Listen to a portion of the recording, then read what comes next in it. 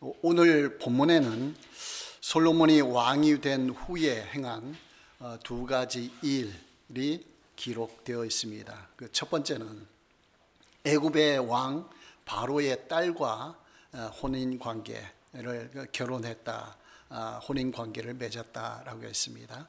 이것을 이제 정략 결혼이라 그렇게 말하죠. 정치적인 목적으로 결혼을 하게 되었다라는 것이고요. 그 다음에 두 번째는 그 산당에서 제사를 드렸다라고 했습니다. 제사는 원래 성전에서 드려야 되는데 이제 산당에서 드렸다.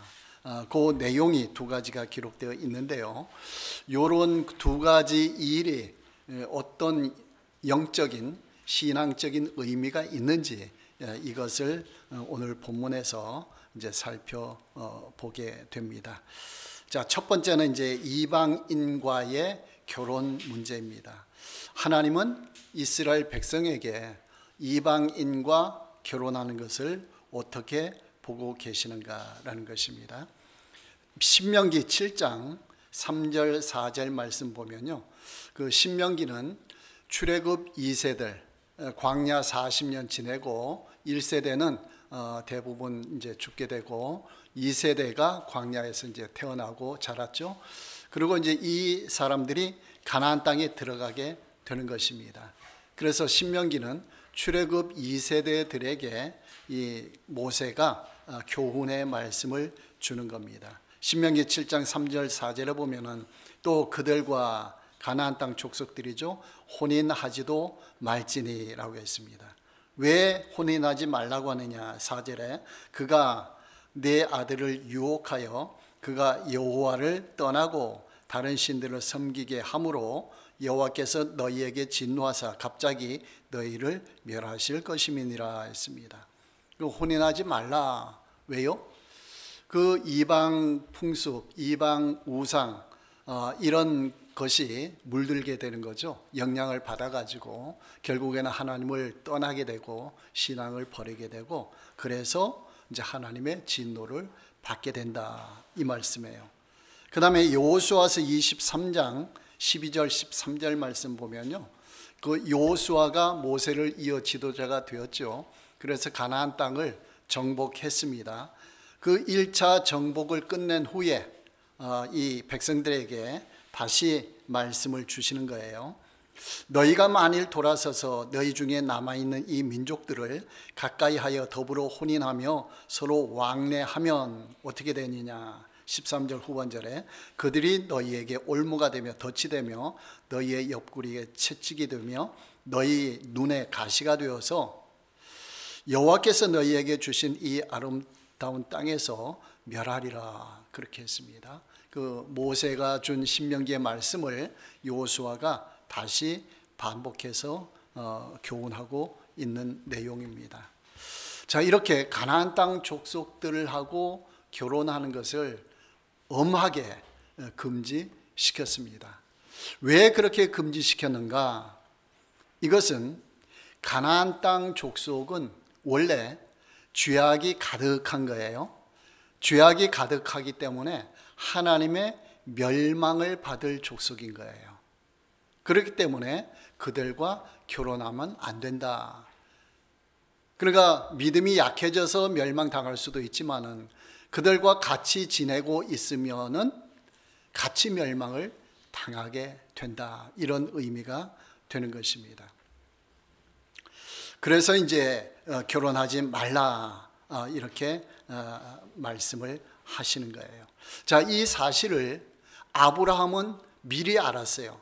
창세기 15장 13절부터 보면요, 하나님께서 아브라함에게 언약을 맺으시면서 약속하신 그런 말씀들이 있습니다. 너희 후손이, 이스라엘 민족이 애굽에 가서 400년 동안 지낼 것이다. 그 후에 돌아오게 될 것이다, 그랬습니다. 4대 만에 이 땅으로, 가나안 땅으로 돌아오는데 이는 아모리 족속의 죄악이 아직 가득 차지 아니함이니라 하시더니 했습니다. 아모리 족속은 가나안 땅 족속이에요. 그러니까 아브라함이 지금 살고 있는 이 땅의 족속들은 나중에 죄악이 가득 차서 멸망을, 심판을 당할 족속이라 그런 말이에요. 근데 그 기간이 얼마나 걸린다고요? 이스라엘 백성이 애굽에 들어가면서 400년 지나서 나오게 되는데 그때가 이 가나안 족속의 죄악이 가득 차게 된다라는 거예요. 그래서 하나님께서는 이스라엘 백성을 가나안 땅 정복하게 하셨는데 단순히 정복, 땅을 빼앗는 정복 전쟁을 한 게 아니고 심판 전쟁을 한 거예요. 심판 전쟁. 그걸 우리가 알아야 됩니다. 그렇기 때문에 이 이스라엘 백성이 가나안 땅에 들어갈 때는 진멸하는 전쟁이라 그랬죠. 진멸하라 그랬죠. 완전히 없애라. 이게 뭐예요? 심판한다는 의미예요. 하나님이 홍수 심판했죠. 노아 시절에. 그 다음에 소돔과 고모라 불과 유황으로 심판했죠. 그 심판할 때는 진멸하는 심판이 이루어지는 거예요. 그러니까 가나안 땅도 하나님께서 심판하는데 누구를 동원하는 거예요? 이스라엘 백성을 동원해서 심판하는 거예요. 그러니까 좀 특별한 경우입니다. 가나안 땅 정복 전쟁은 그냥 일반 전쟁이 아니고 심판 전쟁이기 때문에 굉장히 혹독한 그런 전쟁을 치르는 거예요. 자, 이걸 아브라함은 하나님으로부터 말씀을 들었어요. 알고 있어요. 그래서 이삭, 자기 아들 이삭을 결혼시킬 때 어떻게 했죠? 그 종에게 부탁하기를 이 가나안 족속과 결혼시키지 말고 너는 내 친족에게로 가서, 하란이죠. 하란으로 가서 거기서 며느리를 구해오라. 그렇게 얘기를 했던 거예요. 왜 그렇게 했을까요? 가나안 족속은 멸망당할 족속이기 때문에 안 된다. 그런 의미죠. 아브라함은 그걸 알고 있기 때문에. 그래서 이제 그렇게 됐다라는 거예요. 그래서 이삭이 하란에 가서 리브가, 하란에 이삭이 간 게 아니고 종이 리브가를 데리고 왔죠. 그래서 이삭과 결혼하게 되었다라는 거예요. 자, 그런데 가나안 족속은 그런데 하나님께서 일반 이방인, 유대인이 아닌 이방 나라 사람들하고 결혼하는 것은 어떻게 하셨을까? 그것은 율법에 금하진 않았어요. 하나님께서 그 가나안 족속과 결혼하는 것은 엄하게 금했는데 일반 이방인과 결혼한 것에 대해서는 허용을 좀 하셨어요. 대표적으로 보면은 요셉과 같은 경우 애굽에 들어갔죠. 국무총리가 됐죠. 그럴 때 이 바로 왕이 요셉을 결혼시키는데 누구와 결혼시키는 거 아니요? 온이라는 그 지역의 제사장 보디베라의 딸 아스낫을 아내로 삼게 합니다. 그러니까 이방 종교의 제사장이에요. 그 딸을 요셉과 결혼시키는 거예요. 요셉이 결혼했어요, 안 했어요? 결혼했어요. 하나님이 거기에 대해서 어떤 말씀을 했어요, 안 했어요? 하지 않았어요. 이방인 제사장 딸과 결혼하는데도. 물론 성경에 나타나지 않게 뭐라고 하셨는지 몰라도 일단 성경에는 거기에 대한 언급이 없는 거예요. 그런데 문제는 뭐냐? 결혼한 후의 문제예요. 자, 요셉의 두 아들이 누굽니까? 에브라임과 므낫세죠. 두 아들이죠. 두 아들이 나중에 12지파에 들어왔어요, 안 들어왔어요? 12지파가 되었죠. 그러면 이 두 아들이 신앙이 좋았다는 거예요, 안 좋았다는 거예요? 좋았겠죠. 좋았으니까 이렇게 됐겠죠. 그렇죠? 그 후손들이, 물론 두 아들은 세월이 지나서 물론 죽게 돼, 12지파 거기에 이제 그 해당이 안 되겠지만 사람 자체는 그 후손들이 지파가 되었잖아요. 그렇죠? 에브라임 지파, 므낫세 지파. 그러니까 이 요셉은 이방 여인과 결혼한 후에 가정교육, 신앙교육을 잘 시켰어요, 안 시켰어요? 잘 시켰겠죠. 그러니까 그렇게 된 거죠. 만약에 자녀 교육을 신앙교육을 못 시켰다 그러면은 이 엄마를 따라서 에브라임과 그 므낫세가 엄마를 따라서 그쪽 신앙을 가졌겠죠. 여호와 신앙을 갖지 않고 그렇게 됐겠죠. 근데 여호와 하나님 신앙을 가졌다라는 거예요. 이것은 요셉이 가정에서 자녀 신앙 교육도 잘했다는 것이고, 그 아내도 거기에 여호와의 신앙으로 인정을 했다, 승인을 했다, 이렇게 이제 볼 수 있게 되는 것입니다. 자, 그런데 한 가지 더 들어가서 생각하면요, 이제 문제가 이제 은근하게 발생해요. 나중에 이스라엘 나라가 남북으로 갈라지잖아요. 북이스라엘과 남유다. 남쪽 두 지파 중에서는 유다가 대표 지파가 되죠. 북쪽 이스라엘은 어느 지파가 대표 지파가 되죠? 에브라임 지파예요. 그 에브라임 지파, 요셉의 아들. 근데 북쪽 이스라엘이 우상 숭배할 때 이 에브라임 지파가 앞장섰던 거예요. 그러니까 하나님 신앙을 가졌지만 엄마의 영향도 받았다, 이렇게 볼 수가 있는 거예요. 이건 추측하는 거예요. 성경에 기록된 건 없어요. 그러니까 에브라임 지파가 하나님의 축복도 받았지만은 그 우상 종교의 영향도 받았다, 이렇게 볼 수가 있다는 거예요. 물론 세월이 지난 사건이기 때문에 정확하게 이게 연결되는지는 알 수가 없어요. 그러나 그렇게 충분히 이해해 볼 수가 있다라는 거예요. 자, 그 다음에 모세의 아내는 누굽니까? 광야로 도피했을 때에 십보라죠. 거기에서 결혼을 한 거죠. 그래 아이도 낳은 거죠. 자, 그런데 나중에 모세가 구스 여자는 아프리카 에티오피아 그쪽 지역을 의미해요. 그 여인을 취했어요. 물론 십보라가 죽었는지 어떻게 됐는지 그건 기사 내용이 없어요, 성경에. 근데 하여간에 구스 여인을 취했을 때에 누나 미리암과 형 아론이 비난했어요, 모세를. 근데 하나님은 거기에 대해서 전혀 얘기를 안 해요. 그 다음 내용 보면은 모세는 아주 충성된 종이다, 그런 식으로 칭찬도 하기도 해요, 하나님께서.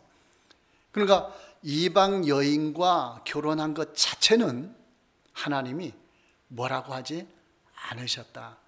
물론 권장하지는 않으시겠죠, 하나님께서. 근데 결혼한 것 자체를 가지고 어떻게 하지는 않으셨고, 결과가 중요한 거죠. 결혼해서 어떻게 됐느냐. 요셉은 결혼해서 잘 됐어요, 안 됐어요? 잘 됐죠. 모세도 지도자로서 역할을 잘 했죠. 나중에 하나님 버린다든지 뭐 이상한 행동한다든지 영적으로 그렇게 하지 않았죠. 끝까지 충성되게 잘 섬겼어요, 하나님을. 그리고 또 한 사람 생각하면 룻 있죠, 룻. 그러니까 유다 베들레헴 그 출신 엘리멜렉, 그 다음에 나오미가 그 모압 지역으로, 흉년이 들어서 모압 지역으로 가요. 그래 두 아들이 그 모압 여인과 결혼을 하게 되죠. 결혼하는데 그 중에 한 사람이 룻이잖아요. 그 룻이 하나님을 믿었죠. 하나님을 믿고, 한 명은 그냥 모압에 남아있고 한 명은 이스라엘로 따라왔죠. 하나님을 믿는다면서. 그러면서 보아스라는 사람과 결혼하게 돼요. 그 기업 물을 자, 그 사람과 결혼하게 됩니다. 그래서 그 후손이 누가 태어나는 거 아니에요? 다윗 왕이 태어나요. 그 룻이 다윗 왕의 증조 할머니가 돼요. 결과가 좋아요, 안 좋아요? 결과가 좋죠. 만약에 하나님께서 이방 여인 룻을 이건 안 된다 해서 거부했다면 그 후손 중에 다윗이 태어나게 하실 수는 없잖아요. 그러니까 하나님이 허용을 하셨다라는 거예요.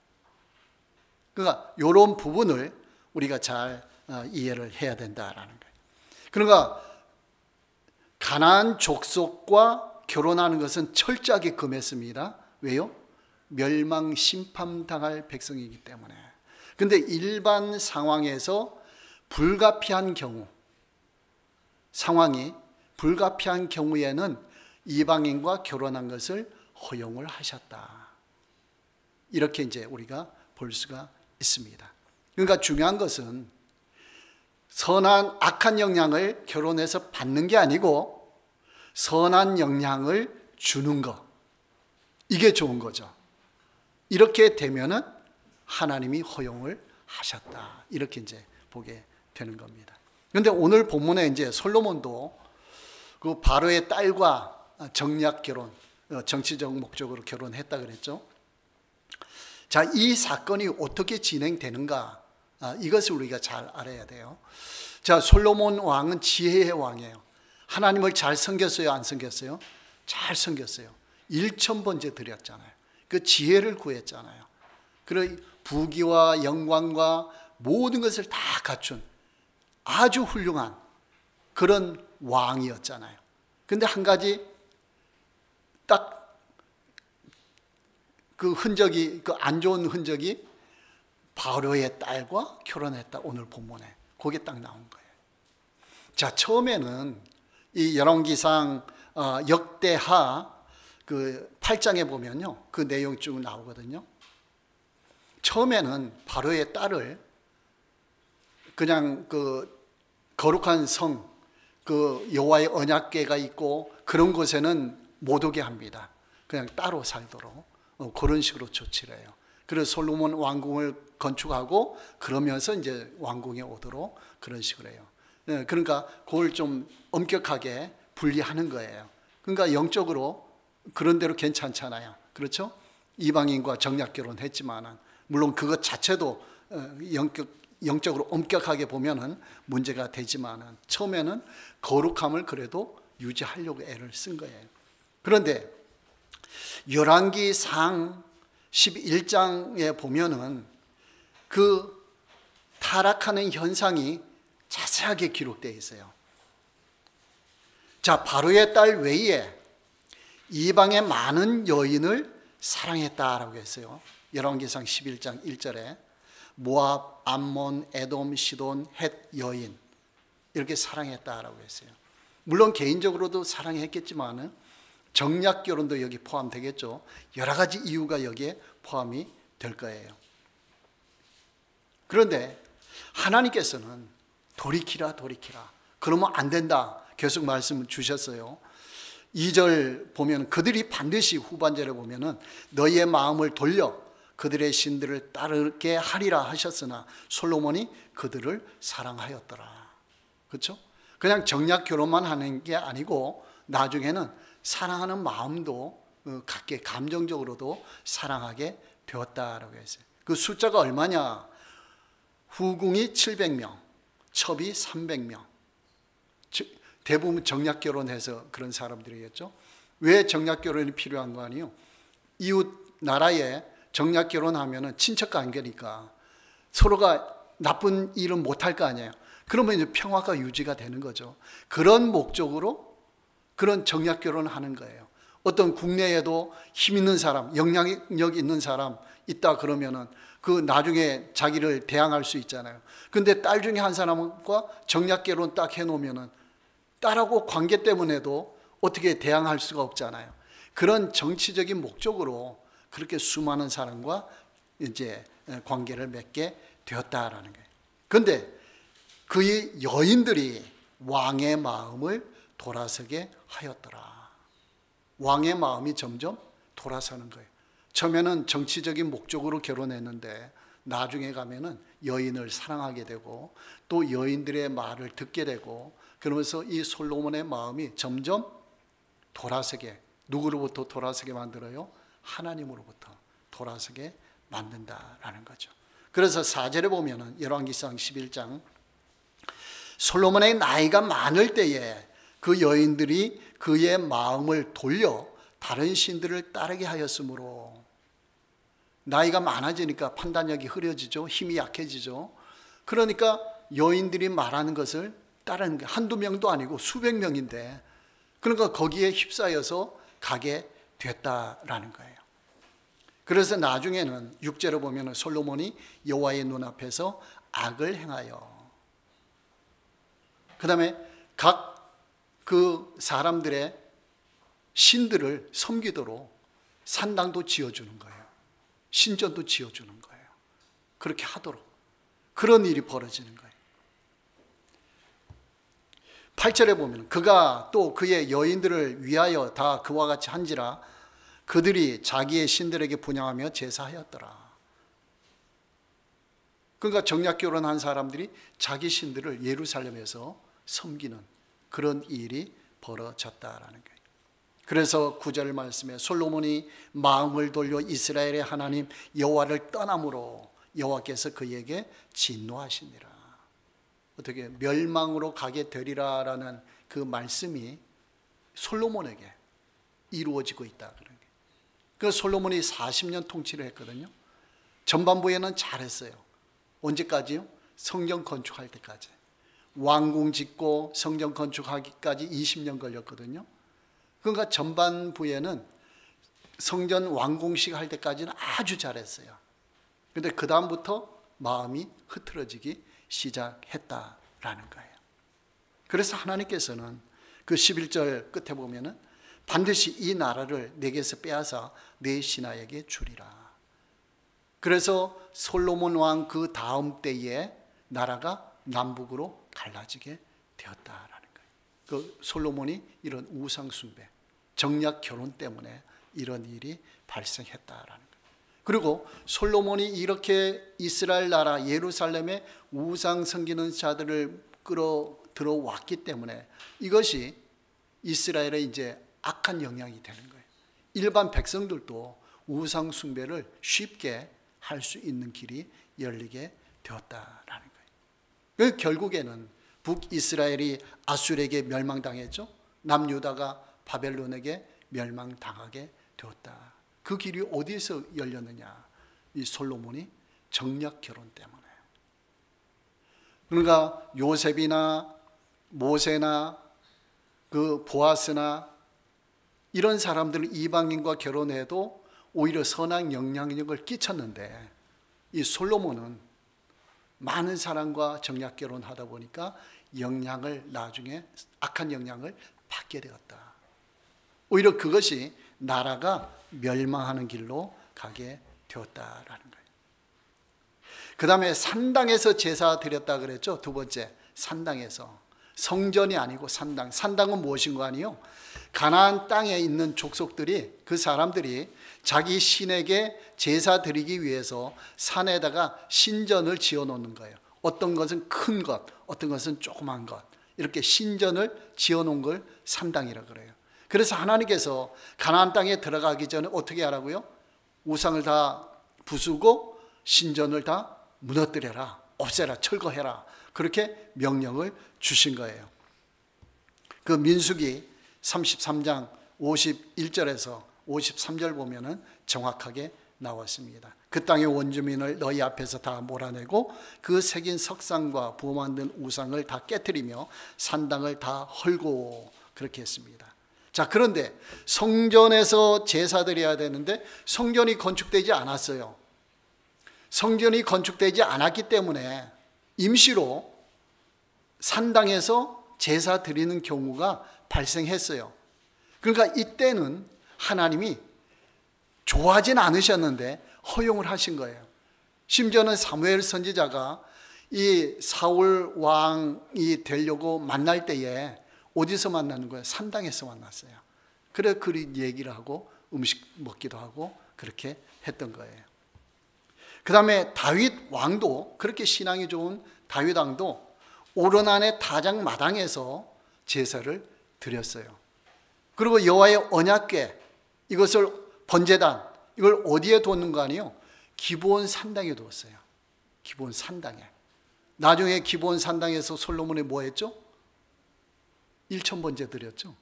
그러니까 다윗 왕, 솔로몬 왕, 요 시대까지만 해도 하나님이 허용을 했다라는 거예요. 대신에 솔로몬 왕이 성전을 건축했잖아요. 건축하면은 산당에서 제사 드리면 돼야 안 돼요? 안 되죠. 그건 철저하게 구분해야 되는 거예요. 그 전에는 허용을 하셨다라는 거예요. 근데 나라가 남북으로 갈라지고 성전이 건축된 상태에서 그렇게 되고 그 다음에 북이스라엘은 예루살렘에 오지 못하게 막고, 이런 상황에서 이제 산당이 아주 신앙의 중요한 잣대가 되는 거예요. 기준이 되는 거예요.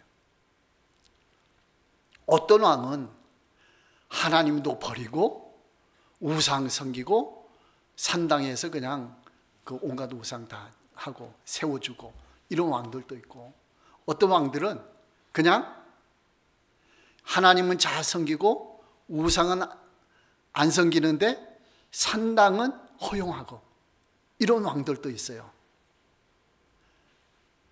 그러니까 왕들을 쭉 보면요, 아하스라는 그 왕은 여러 종류의 왕들이 있는데 대표적으로 하나님 보시기에 정직하지 않고 바알이나 이 우상을 부어 만들고 산당에서 제사 드리고 분향했다, 이렇게 했어요. 이런 왕이 있어요, 이스라엘 왕 중에.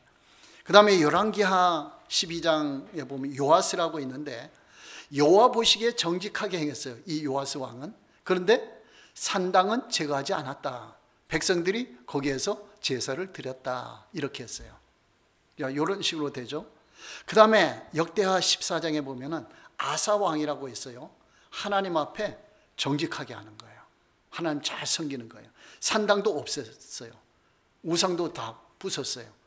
그리고 나라가 평안했다라고 했어요. 근데 그 아들이 있어요, 여호사밧이라고. 여호사밧 왕이 있는데 이 여호사밧은 처음엔 아버지를 따라 잘했어요. 하나님 잘 섬기고 우상도 그대로 제거하고 산당도 없앤 상태로 그대로 하고 그랬어요. 근데 나중에 이 여호사밧이 북이스라엘의 아합 왕과 혼인 관계를 맺어요. 정략 결혼 이런 식으로 해요. 그러면 군사 동맹도 맺어요. 그런 식으로 하다가 후반부에 가서는 나중에 산당을 허용하는 거예요. 백성들이 거기서 제사 드리게 하는 거예요. 이게 안 좋은 쪽으로 가게 되었다. 이런 왕도 있어요. 그 다음에 그 역대하 33장에 보면 므낫세 왕이라고 있어요. 므낫세 왕이 있는데 누구의 아들인 거 아니에요? 히스기야 왕의 아들이에요. 히스기야 왕은 아주 선한 왕이죠. 최고로 선한 왕 2명 꼽으라면은 히스기야하고 요시야 왕이에요. 두 왕인데 그 히스기야 왕의 아들이 므낫세예요. 근데 이 므낫세는 히스기야하고는 정반대로 가는 거예요. 몇 년 다스렸는가 하니 55년 무려. 그러면서 하나님 섬기지 않고 이방 우상을 다 섬기게 하고, 그 다음에 산당도 아버지가 부순 산당을 다시 세웠어요. 그러면서 이제 진행시켜 나간 거예요. 우상 숭배하도록 해 나간 거예요. 그러니까 산당이 분열 왕국 시절에는 중요한 기준이 되었다. 그러니까 우리가 신앙생활 할 때도 하나님을 잘 믿고 뭐가 있고 하잖아요. 근데 우리 각자마다 뭔가 좀 아킬레스건이랄까 약점도 있을 거예요. 그렇죠? 그 누구는 하나님을 잘 믿는데 요거는 좀 문제가 있다. 그런 부분들이 있을 거예요. 근데 그런 부분들이 나중에 세월이 흐르다 보면은 이게 약점으로 돼가지고 이것이 우리의 신앙 전체를 파괴하는 쪽으로 갈 수도 있다라는 거예요. 그러니까 우리가 신앙생활을 할 때에 이런 부분들을 잘 이해하고 대처를 해 나가야 돼요. 우리가 인간이기 때문에 약점이 있어요. 그러니까 하나님께 아뢰면서 그 약점을 커버하고 그 죄가 있으면 용서함을 받고 그러면서 우리가 하나님 앞에 나아가잖아요. 계속 거룩해지고 새롭게 나아가잖아요. 근데 그 아킬레스건 우리를 붙잡고 있는 것이 있으면 이것이 나중에 올무가 돼가지고 우리의 신앙 전체를 무너뜨리는 길로 갈 수도 있다라는 거예요. 대표적으로 솔로몬이죠. 그 이스라엘 나라가 그런 식이 되었다라는 거예요. 자, 그렇기 때문에 북이스라엘이 남유다보다도 140년 일찍 멸망했어요. 이유가 있어요. 북이스라엘에는 선한 왕, 하나님을 진짜 잘 섬기는 왕이 한 명도 없어요. 20명 그렇게 이상 왕이 됐는데, 근데 남유다는 선한 왕들이 나타났어요. 히스기야, 요시야, 그 다음에 중간 선한 왕들도 꽤 나타났어요. 그러니까 죄를 회개하고 정결하게 하고, 그러니까 하나님의 심판이 점점 미뤄지는 거죠. 그리고 결국에는 140년 늦게 남유다도 멸망하게 되었다. 가장 큰 이유는 뭐예요? 우상 숭배 때문에. 우상 숭배 때문에. 이것이 올무가 되었다. 그러니까 솔로몬이 그 정략 결혼으로 이방 여인들을 데리고 온 것이 결국에는 몇백 년 이렇게 지나면서 나라가 멸망하는 쪽으로 가게 되었다라는 거예요. 그러니까 우리가 신앙의 정체성을 잘 가져야 됩니다. 잘 가져야 돼요. 그래서 우리의 약점이 뭔지 이걸 잘 분별하고 파악하고, 이래서 이것을 제거시켜 나가야 돼요. 우리가 거기에 휩싸여 가면 안 됩니다. 거기에 점점 동조하고 거기에 점점 흔들려 말려 들어가면 안 되는 거예요. 유혹되어 가면 안 되는 거예요. 그걸 떨쳐버릴 수가 있어야 되는 거예요. 그럴 때에 신앙이 굳건하게 대를 이어서 잘 세워져 나간다는 거예요. 지금 오늘 본문 이 말씀은 그냥 1, 20년에 이루어진 게 아니에요. 몇백 년, 우리의 1000년 이렇게 이루어지는 거예요. 그러니까 우리가 역사적인 안목, 우리 가문의 안목을 보면서 신앙을 세워나가시기 바랍니다. 우리 가문을 보면서, 우리 자녀들, 그 후대들을 보면서 신앙의 이 기준을 잘 세워나가서 하나님의 축복이 가문이 되어야 할 줄로 믿습니다.